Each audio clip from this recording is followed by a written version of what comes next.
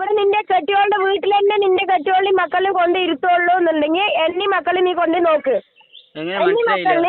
എന്നീ മക്കളിനെ നീ നിന്റെ വീട്ടിൽ കൊണ്ട് നോക്ക്. നിന്റെ കെട്ടിയോളിന് നിനക്ക് ഒതുക്കാൻ പറ്റില്ലെങ്കിൽ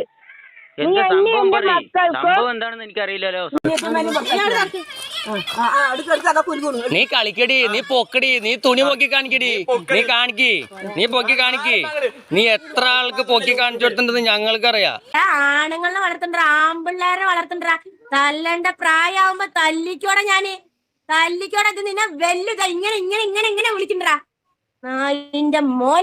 എല്ലാവർക്കും നമസ്കാരം. ഇപ്പൊ യൂട്യൂബ് തുറന്നു കഴിഞ്ഞാൽ ഷാജിദ ഷാജിയെ കുറിച്ചാണ് കാര്യങ്ങൾ മൊത്തം.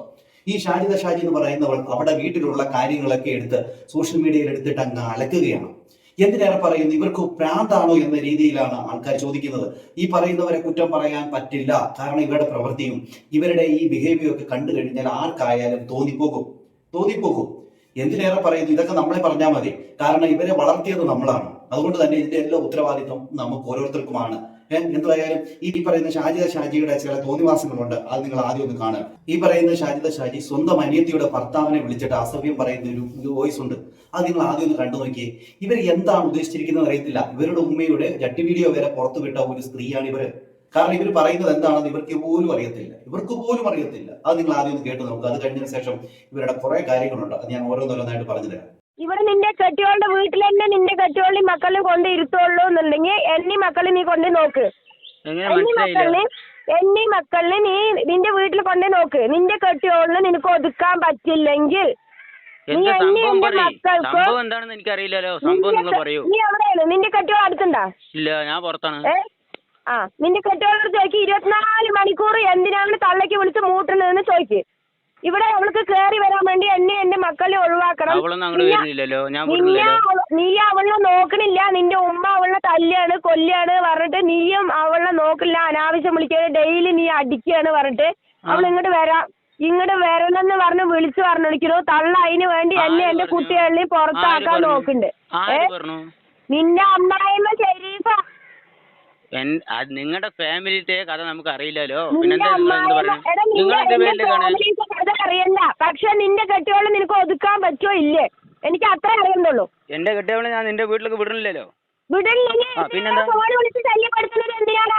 ആര് നീ എടാ പോടാ സംസാരിക്കും. നിന്റെ കെട്ടിയോളുടെ അടുത്ത് ഫോൺ ഉണ്ടാ? നിന്റെ അടുത്ത് നിൽക്ക് നീ എടാ പോടാന്നുള്ള സംസാരം നിങ്ങൾ വേറെ സംസാരിക്കോ? നിങ്ങൾക്ക് എന്താ ആവശ്യം? നിന്റെ കെട്ടിയോളെ കൂട്ടിട്ട് വാ. ഞാൻ എന്തായാലും സ്റ്റേഷനിൽ ആൾക്കാരെ അങ്ങോട്ട് പോകും. അന്നില്ലെങ്കിൽ അവന് എന്തായാലും വനിതാ സെല്ലിൽ നിന്ന് നിന്റെ വീട്ടിലേക്ക് ആളിനെ വിടാം. എന്റെ വീട്ടിലേക്കാ? ഇവരുടെ ഈ സംസാരം കേട്ടോ, ഒരു സംസ്കാരവും ഇല്ലാത്ത ഒരു സംസാരമാണ്. ഒരുത്തനെ വിളിച്ചിട്ട്, അതായത് അനിയത്തിയുടെ ഭർത്താവിനെ വിളിച്ചിട്ട് എടാ പോടാ അവനെ എന്തോ അങ്ങ് മെക്കെട്ട് കയറുന്ന രീതിയിലാണ് അവനോട് ഈ വർത്തമാനം പറയുന്നത്. എന്താണ് ഇവർക്ക് സംഭവിച്ചിരിക്കുന്നത് മനസ്സിലാവുന്നില്ല. എന്തോ അഹങ്കാരമാണ്, ഞാൻ എന്തോ ആണെന്നുള്ള ഒരു ഭാവമാണ് ഇവർക്ക്. അതാണ് ഇവർ ഇതെല്ലാം ചെയ്തു കൂട്ടുന്നത്. കഴിഞ്ഞ ദിവസം നമ്മളൊരു വീഡിയോ പുറത്തു വിട്ടിരുന്നു. ഇവര് ഈ പറയുന്ന സ്വന്തം അയലോകത്തുള്ള ഒരാളെ വിളിച്ച് തെറി വിളിക്കുന്ന ഒരു വീഡിയോ. അത് ഈ പറയുന്ന ഷാജിദനെ പുറത്തു വിട്ട ഒരു വീഡിയോ ആണ്. ഷാജിദയുടെ ഭാഗത്ത് നിന്ന് ഷൂട്ട് ചെയ്തൊരു വീഡിയോ. അതായത് അവനോട് തെറി പറയുന്ന ഈ കഞ്ചാവല്യോട എന്നൊക്കെ പറഞ്ഞൊരു വീഡിയോ ആയിരുന്നു അത്.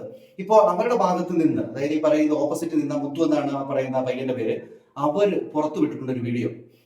അവർ വിട്ട വീഡിയോയ്ക്കകത്ത് ഈ പറയുന്ന ഷാജിദ എന്താണ് കാണിച്ചത് എന്നുള്ളത് വളരെ കൃത്യമായിട്ട് കാണാം. കാരണം ഷാജിദ വിട്ട വീഡിയോയ്ക്കകത്ത് അവരുടെ അല്ലേ കണ്ടത്. ഇപ്പൊ ഇവിടെ ഇന്ന് ഷാജിദ എന്ത് കാണിച്ചു എന്നുള്ളതായാലും നമുക്കറിയില്ല.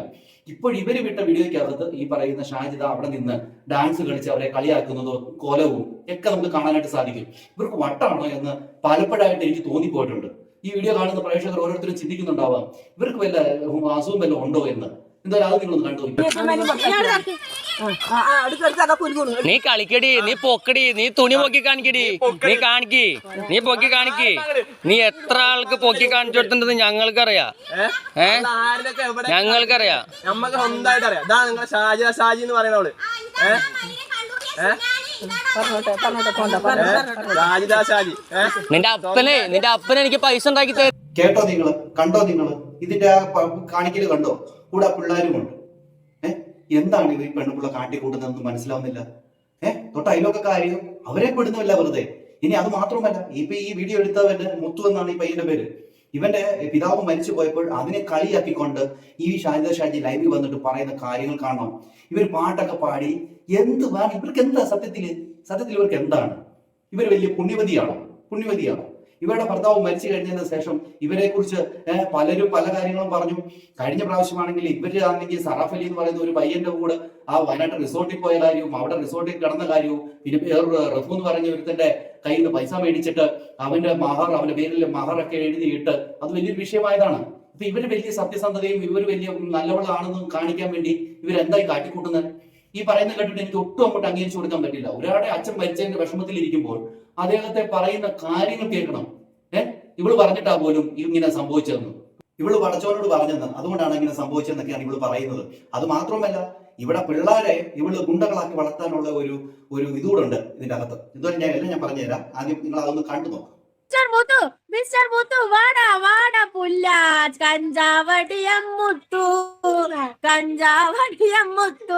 എന്റെ മക്കൾക്ക് തന്തയില്ല പറഞ്ഞവന് തന്തയില്ലാണ്ട് ആയില്ലേ മുത്തു എപ്പിടീടാ മുത്തു പോയില്ലേടാ. ആ ചെറുക്കന്റെ അച്ഛൻ മരിച്ചു പോയപ്പോഴും ആ ചെറുക്കനെ കളിയാക്കിക്കൊണ്ട് പാടുന്ന പാട്ടാണ്. എന്താണല്ലേ, എന്ത് സംസ്കാരമാണുള്ളത്, നല്ല സംസ്കാരം. ഷാജിദ, നീ അടിപൊളിയാ കേട്ടോ, നീ കൊള്ളാം. എനിക്ക് തോന്നുന്നു നിന്നെ പോലുള്ളത് ഈ ലോകത്ത് ഒന്നേ കാണത്തുള്ളെന്ന്. അതോടുകൂടി ദൈവത്തിന് മനസ്സിലായി കാണും ഇനി ഒരെണ്ണത്തിനെ വേണ്ട എന്ന്. അതുപോലെ നിന്റെ കാര്യം സത്യം, സത്യമാണ്. എന്തായാലും ബാക്കി നാട്ടില് നിന്നെ അടിച്ച അടിക്ക് നിന്റെ കാരണല്ലേ അടിച്ച പൊട്ടിക്കണടാ, നിന്റെ കാരണം ഈ ഒരു കാര്യം തന്നെ നമുക്കും പറയാനുള്ളത്. നിന്റെ നാട്ടിൽ വേറെ ആളുകൾ ആരും ഇല്ലേ? സ്ട്രോങ് ആയിട്ടുള്ള പെണ്ണുങ്ങൾ ആരും ഇല്ലേ അടിച്ച് കാരണം പൊട്ടിച്ചിരുന്നെങ്കിൽ നിനക്ക് ഈ ഒരു ഇളക്കം പിന്നെയും വരില്ലായിരുന്നു. അതാ ഞങ്ങൾക്കും ചോദിക്കാനുള്ളത്. എന്തായാലും നീ ബാക്കി പറ. നെഞ്ഞു ഉരുകി ചത്തില്ലടാ നിന്റെ തന്ത, ഉരുകി ചത്തില്ലടാ നിന്റെ തന്ത. നിന്നെ ആലോചിച്ച് ഉരുകി ചത്തടാ.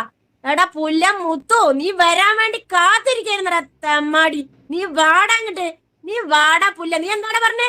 എന്റെ മക്കളുടെ നെല്ലിക്കാട് നാട്ടില് നടത്തിയ നീ കഞ്ചാവ് അടിപ്പിക്കടാ. കഞ്ചാവ് അടിയം പുല്ല മുത്തു. നീ എന്റെ മക്കളിനെ ആ തല്ലൂടനന്റെ ഇടയിൽ തന്തയില്ലാത്ത മക്കളിനെ വളർത്തുന്ന കെട്ടിയോനില്ലാണ്ട് നിരങ്ങിയിട്ട് നിന്റെ തള്ളക്ക് കെട്ടിയോനും ഇല്ലാണ്ടായി, നിനക്ക് തന്തയില്ലാണ്ട് ആക്കിയില്ലടാ പടച്ചോന്. മിസ്റ്റർ മുത്തു അങ്ങനെ തന്നെ വേണടത്തമ്മ. മിസ്റ്റർ മുത്തു അങ്ങനെ തന്നെ വേണപ്പെടാ നിനക്ക് എന്ന് പറഞ്ഞുകൊണ്ട് വെല്ലുവിളിക്കുകയാണ് ഈ പറയുന്ന ഷാജിദ. ഈ മുത്തു എന്ന് പറയുന്നവന്റെ സ്വഭാവം എന്താണെന്ന് നമുക്കറിയത്തില്ല.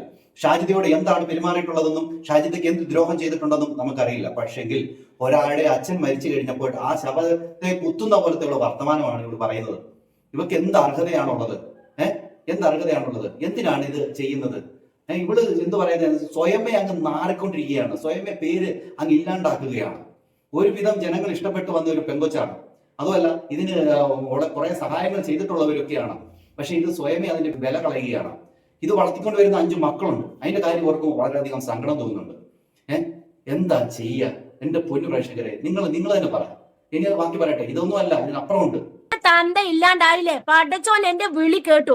എന്റെ പടച്ചോൻ എന്റെ വിളി കേട്ടറ പുല്ല. നീ എന്നെ തന്തയില്ലാത്ത മക്കളെ എന്റെ മക്കളെ വിളിച്ച 3ന്റെ അന്ന് നിന്റെ തന്ത പോയില്ലടാ. നിന്റെ തന്തന്റെ തല തെറിച്ചില്ലടാ. അതാടാ പടച്ചോന്. അവിടെ ഏടെ വെച്ചില്ല അമ്മാടി മുത്തു കഞ്ചാവ് അടിയാ. നീ കണ്ട SI-മാരെയും ബാക്കിയുള്ളവരെയും പുല്ല നീ കയ്യിലെടുത്തിട്ടുണ്ടെങ്കിലേ നിന്റെ കയ്യിലൂടെ ആണുങ്ങളെ വളർത്തണം. ഇവിടെ കൊട്ടേഷൻ ഏറ്റുവാങ്ങിക്കൊണ്ടാണ് ഇവിടുത്തെ പടച്ചവന്മാരൊക്കെ നിൽക്കുന്നത്. ഇവള് പറയുന്നത് മാത്രമേ കേൾക്കത്തുള്ളൂ. കാരണം മറ്റാരുടെയും പ്രാർത്ഥനയൊന്നും കേൾക്കത്തില്ല. ഇവള് പറയുന്നത് മാത്രമേ കേൾക്കത്തുള്ളൂ. ഇവള് പറഞ്ഞു കഴിഞ്ഞാൽ ഉടനെ ശരി ഷാജിദേ ഞാനത് ചെയ്തോളാം, മോള് പറഞ്ഞതില്ലേ ഞാൻ ചെയ്തോളാം എന്ന് പറഞ്ഞുകൊണ്ട് അങ്ങ് ചെയ്യാൻ വേണ്ടി ഇരിക്കുക. കാരണം ഇവള് കൊടുക്കുന്ന കൊട്ടേഷൻ മാത്രമേ പുള്ളിക്കാരൻ കേൾക്കത്തുള്ളൂ. ഇതെന്ത് വേടി വെച്ചേ, നിനക്ക് ബുദ്ധിയും വിവരമൊന്നും ഇല്ലേ? നിനക്ക് സത്യത്തിൽ എന്താണ് സംഭവിച്ചിരിക്കുന്നത്? ഇനി ഇവള് പറയുന്ന കാര്യമാണ്, ഇവിടെ പിള്ളേരെ ഇവള് കൊട്ടേഷൻ സംഘത്തെ പോലെ വളർത്താൻ പോകുന്ന രീതിയിലാണ് ഇവള് വർത്തമാനം പറയുന്നത്.